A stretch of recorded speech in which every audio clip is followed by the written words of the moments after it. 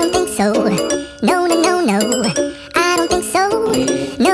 జగత్ అనేసరికి జాగ్రత్త స్వప్న సుషుప్తులు, బాల్యం యవనం కౌమారాలు, ఇంకా భూత భవిష్యత్తు వర్తమాన కాలాలు, ఇవన్నీ కూడా ఇల్యూజనే, అది మనం ఒప్పుకుంటున్నాం.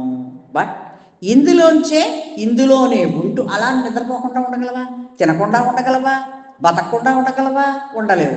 ఇలా ఇందులోనే ఉంటూ ఇందులోనే జీవిస్తూ వీటిని ఆధారం చేసుకుని వీటిని దాటాలి. సో జగత్తు అనేసరికి అష్టమూర్తులు. అష్టమూర్తులు అంటే ఎవరో మీ అందరికీ తెలిసిపోయింది. పంచభూతాలు, సూర్యుడు, చంద్రుడు, జీవుడు, వీళ్ళు అష్టమూర్తులు. జీవుడు వీడు ఈశ్వరుడే. జీవుడు ఎవడు అంటే వీడు ఈశ్వరుడే. ప్రపంచం అంటే అంతా ఆయనే నిండి ఉన్నాడు. ప్రపంచం అంతా కూడా ఆయనే నిండి ఉన్నాడు. ఈ ప్రపంచం అంతా కూడా ఆయనలోనే లీనమయ్యి ఉంది. సో శ్రవణం, మననం, నిధిధ్యాసనం ఇవి జ్ఞానయోగి యొక్క లక్షణాలు. రకరకాల యోగులు ఉన్నారు, ధ్యాన యోగులు ఉన్నారు, జ్ఞాన యోగులు ఉన్నారు, ఇంకా ఎన్నో రకాల యోగులు ఉన్నారు, కర్మయోగులు ఉన్నారు, క్రియాయోగులు ఉన్నారు. ఇందరిలో కూడా శ్రవణం, మననం, నిధిధ్యాసనం ఇవి జ్ఞాని యొక్క లక్షణాలు. అది నేనే అని తెలుసుకున్నాడు.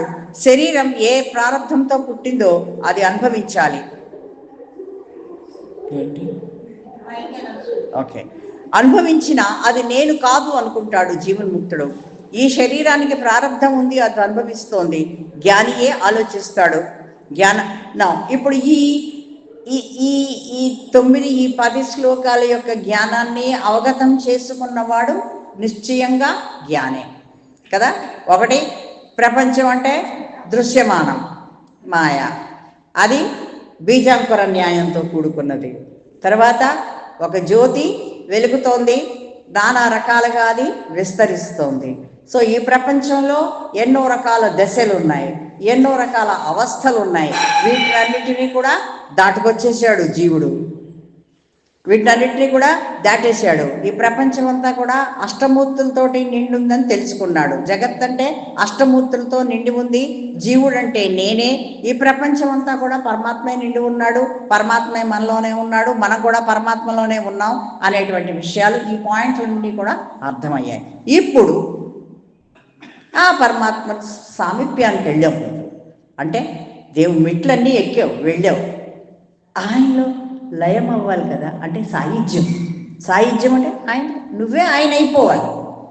ఇప్పుడు కారు చూసాం, కారు బాగుంది, కారు ఎక్కించుకున్నారు వాళ్ళు, మనం కారు ఎక్కాం, కారు మనకు కావాలి. ఆ కారు డ్రైవింగ్ సీట్లోకి మనం వెళ్ళిపోవాలి, నువ్వు డ్రైవ్ చేసుకుంటూ నువ్వు వెళ్ళిపోవాలి. అది నీ అన్వేషణ.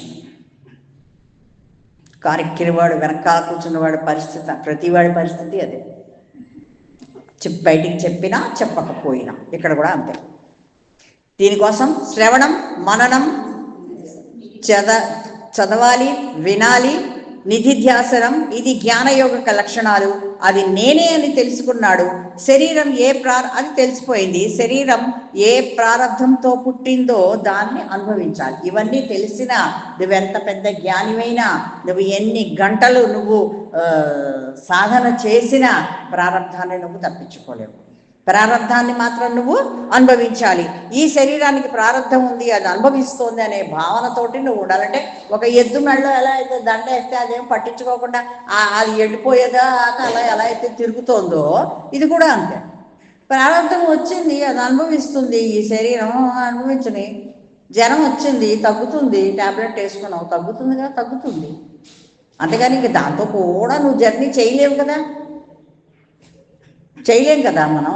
అలాగే ఇది కూడా ఈ శరీరానికి ప్రారంధం ఉంది, అది అనుభవిస్తోంది అని జ్ఞాని ఈ రకంగా ఆలోచిస్తాడు, అదే బోధిస్తాడు. ఒక జ్ఞాని ఈ జ్ఞానం గురించి ఆలోచిస్తాడు, దాన్నే బోధిస్తాడు. వాడు అనుభవించే విభూతి, ఐశ్వర్యం ఏమిటి అంటే పరమేశ్వరుడు ఎరుకతో ఉంటాడు. ఎప్పుడు కూడా పరమేశ్వర అనుసంధానంలో ఉంటాడు. ఈ 10 పాయింట్స్ అర్థమైన జ్ఞాని ఎప్పుడు కూడా పరమేశ్వరుడు యొక్క అనుసంధానంతోనే ఉంటాడు, ఆ ఎరుకతో ఉంటాడు. అవధూతలు అనుభవించే స్థితే ఇదే జీవన్ముక్త స్థితి. వాళ్ళకి అన్ని సిద్ధులు ఉంటాయి, కానీ వాళ్ళకి ఏమీ అక్కర్లా. Best example Guru Charitra. గురు చరిత్రలో శ్రీపాద శ్రీవల్లభుడు, నరసింహ సరస్వతి వీళ్ళందరినీ కనుక మనం తీసుకుంటే మహామహా యోగులు, వాళ్ళు తిమ్మి చేసేస్తారు, తిమ్మిని బమ్మి చేసేస్తారు. కానీ వాళ్ళకేం అక్కర్లా, వాళ్ళు ఎక్కడో నదీ తీరంలోనో లేకపోతే ఓ చెట్టు కిందో ఎక్కడో కూర్చుంటారు. ఇంటింటికి వెళ్ళి భిక్ష తెచ్చుకొని వాళ్ళు భోజనం చేస్తారు. వాళ్ళకి ఈ అన్ని సిద్ధులు ఉంటే వాళ్ళు ఇలా అడిగితే అలా వచ్చేస్తుంది వాళ్ళకి ఫుడ్.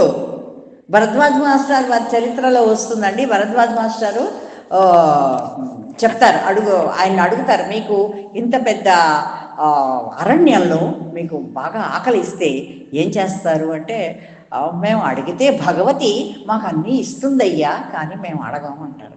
ఒకానొక సందర్భంలో రాస్తారండి, ఎవరో అతిథి వస్తాడు, వాడేమో నాకు భోజనం కావాలి అంటాడు. అంటే భగవతి అంటాడు రాకడి బాబా అనేసరికి చేతిలో అరిటాకు, అందులో అన్నం, కూరలు, పప్పులు అన్నీ వచ్చేస్తాయండి. పట్టుకొచ్చి ఆయనకి పెడతాడు. ఆయనకేం కావాలి? ఆయన నిరాహారంగా ఉంటాడు. ఎప్పుడో ఏదో ఇంత పిండి ఉంటే అదేదో ఉడకబెట్టి పెడతాడు వాళ్ళకి, వీళ్ళకి, తను అది కూడా. వాళ్ళకి ఆ సిద్ధులు ఉంటాయండి. అంటే వాళ్ళు జీవన్ముక్త స్థితిలో ఉంటారు. వాళ్ళు ఏం కావాలంటే వాళ్ళకి అది వస్తుందండి. కానీ వాళ్ళకి అవేమీ అక్కర్లా. గురుచరిత్రలో మనం అవధూతల యొక్క స్థితిని వారు వర్ణిస్తారండి. ఇదే స్థితి అండి వాళ్ళది. నెక్స్ట్ హనుమంతుడు. ఆంజనేయ స్వామి కూడా చాలా పెద్ద పవర్ఫుల్ క్యారెక్టర్.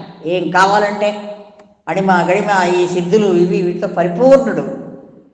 అరచేతిలో పర్వతాన్ని మోసుకెళ్ళిపోయాడు కదండి, అరచేతిలో పట్టుకున్నాడండి పర్వతాన్ని.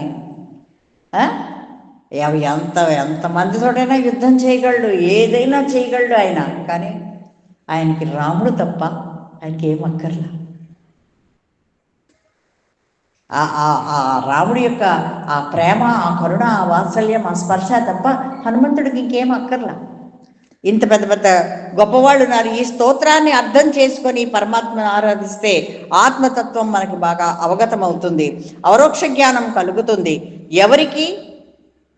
జ్ఞానం ఎవరికి కలుగుతుంది అంటే వేదాంతం అర్థం చేసుకున్న వారికి ఇది అర్థమవుతుంది. ఆబాల గోప విదిత సర్వానుల్యంగా శాసనం అంటే అందరికీ, చిన్న పిల్లల దగ్గర నుంచి పెద్దవాళ్ళ దాకా ఈ బ్రహ్మవేత్తకి ఎప్పుడైతే ఈ జ్ఞానంతో ఈ బ్రహ్మవేత్త ఎప్పుడైతే పరిపూర్ణుడవుతాడో, ఎప్పుడైతే ఈ శరీరాన్ని వదిలిపెట్టి ఆయన ఆ పై లోకాలకి వెళ్తాడో, అలాంటి బ్రహ్మవేత్తకి పై లోకాలు కూడా చాలా రాయల్ ట్రీట్మెంట్ ఇస్తారట. వాళ్ళు ఏంటంటే ఈయన్ని చాలా స్పెషల్గా చూస్తారట. చాలా గొప్ప వాళ్ళు ఎదురు చూస్తూ ఉంటారట ఇలాంటి వాళ్ళ కోసం. ఆ పై లోకాల్లో వాళ్ళు కూడా చాలా గొప్ప ఆయన వచ్చాడు అని ఆయనకు అన్ని భోగాలు ఇస్తారట.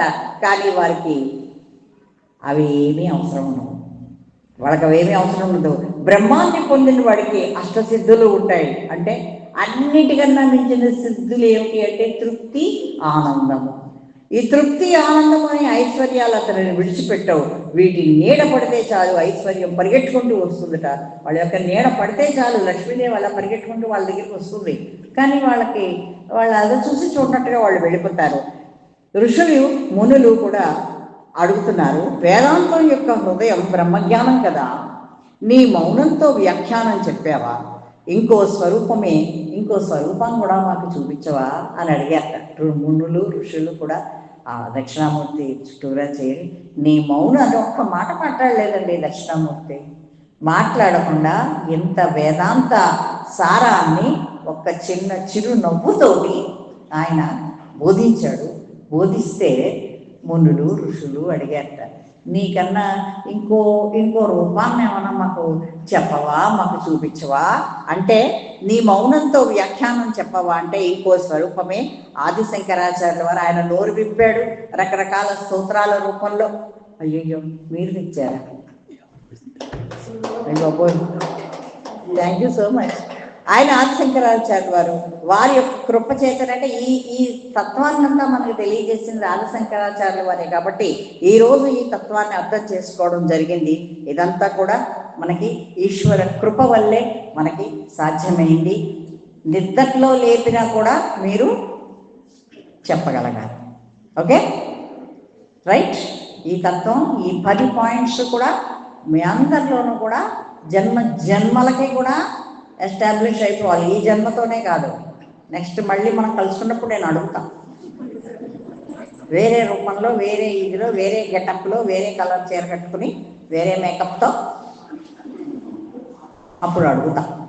ఓకే, జై శ్రీరామ్. జై జయ శ్రీరామ్. దక్షిణామూర్తి గారికి నమస్కారాలు తెలియజేసుకుంటూ చిన్న బ్రేక్ తీసుకుందాం. తీసుకున్నాక నెక్స్ట్ క్లాస్కి ఇంట్రడక్షన్ ఇచ్చుకుని వి విల్ స్టాప్. జై శ్రీరామ్. ఒక్క 10 minutes 5 minutes ధ్యానం చేయండి.